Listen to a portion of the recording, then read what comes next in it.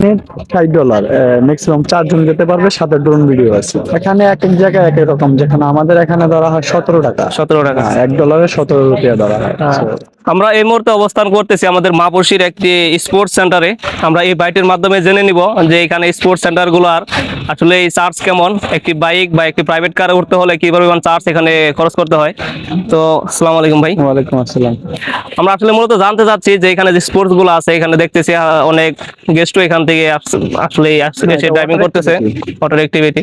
এখানকার যে এইগুলা আপনার বাইক, এগুলোর চার্জ কিভাবে নেন আপনারা? বাইকের চার্জ হচ্ছে 15 মিনিটের জন্য, একজন যদি এটা দিয়ে ঘোরে তাহলে $30 পে করতে হয়। 15 মিনিটের জন্য একজন, আর দুইজন গেলে $35। $35। আর 1 ঘন্টার জন্য? 1 ঘন্টার জন্য দেওয়া হয় না, 15 মিনিট। সর্বোচ্চ। আর এই প্রাইভেট কার গুলা?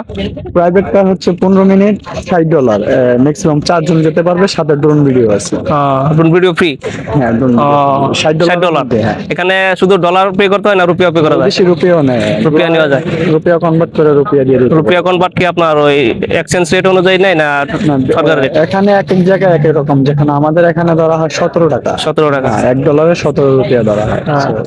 তখন আমরা যদি কেউ প্রাইভেট আসতে চাই, যদি এখন $60 অনুপাতে আমাদের ডলারটা যে টাকা হয় সে টাকা রুপিয়া যদি দেয়, তাহলে আমরা এখানে ড্রাইভিং করতে পারবো? হ্যাঁ, করতে পারবো।